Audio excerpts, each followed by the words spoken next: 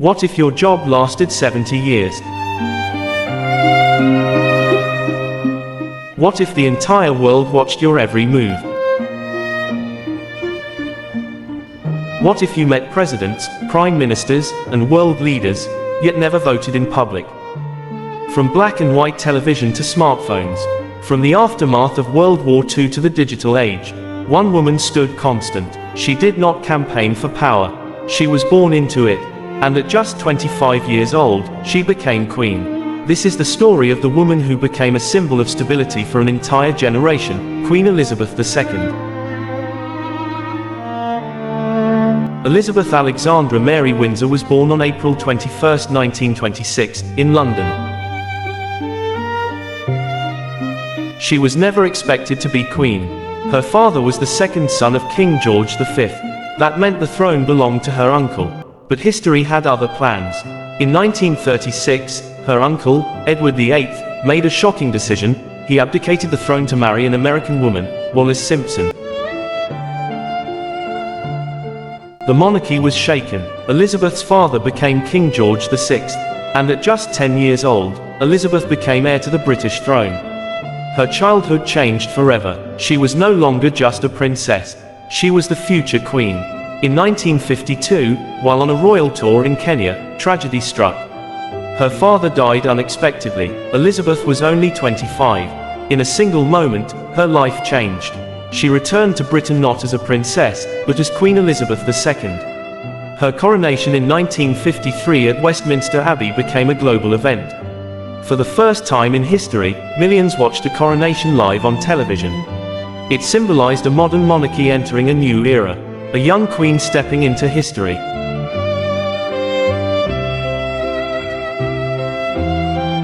Queen Elizabeth II would reign longer than any British monarch before her.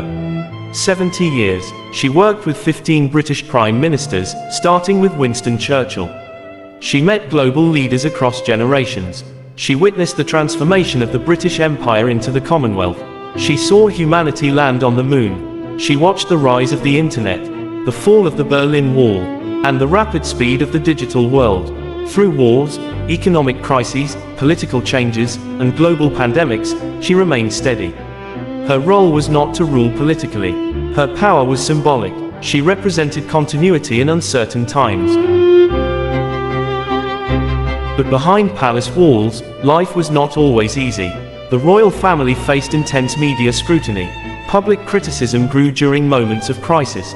One of the most painful periods came in 1997 with the tragic death of Princess Diana. The world mourned deeply. The monarchy faced questions about its future.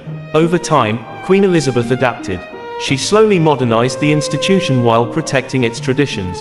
Her marriage to Prince Philip lasted over 70 years, a partnership built on loyalty and duty. When he passed away in 2021, the image of the Queen sitting alone at his funeral during pandemic restrictions became one of the most powerful symbols of her reign. Even in grief, she continued to serve. In 2022, Britain celebrated her Platinum Jubilee, 70 years on the throne, an achievement unmatched in British history. Crowds filled the streets of London. Tributes poured in from around the world. But just months later, on September 8, 2022, Queen Elizabeth II passed away peacefully at Balmoral Castle. The news traveled across the globe in seconds. Church bells rang, flags lowered, and millions paused to reflect on a life that spanned nearly a century. She was succeeded by her son, Charles III. A new era had begun. I have to be seen to be believed.